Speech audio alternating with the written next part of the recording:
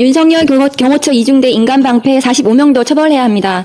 지난 16일 서울중앙지방법원은 윤석열 내란 우두머리에 대한 체포를 방해한 행위가 불법이라는 점을 명확히 판시했습니다.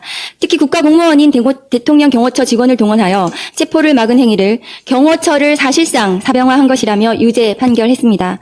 그런데 윤석열이 경호처를 동원하여 내전을 획책했다는 바로 그날 윤석열의 사병이 되기로 한 또 다른 선출직 공무원 집단도 있었습니다. 바로 윤석열의 인간방패를 자처한 국민의힘 의원 45명입니다. 이들은 이번 판결을 통해 적법성이 확인된 법원이 발부한 체포영장의 집행을 저지하기 위해 대통령 관저에 집결해 인간띠를 만들고 국가를 벼랑 끝으로 내몰았던 내란 우두머리의 체포를 방해했습니다.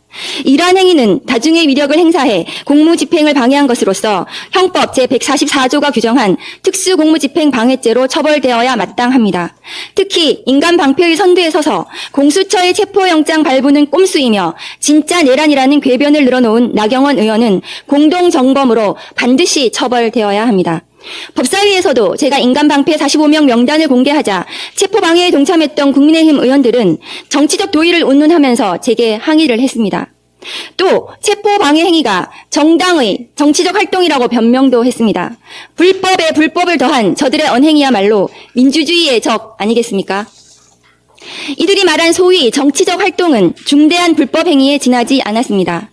윤석열 측과 국민의힘이 그토록 주장해왔던 불법 영장, 위법 수사라는 헛된 망상은 법원에서 단 하나도 받아들여지지 않았습니다. 더 나아가 공수처의 체포영장 발부와 집행은 모두 적법한 것이었음이 이번 판결로 다시 한번 확인되었습니다.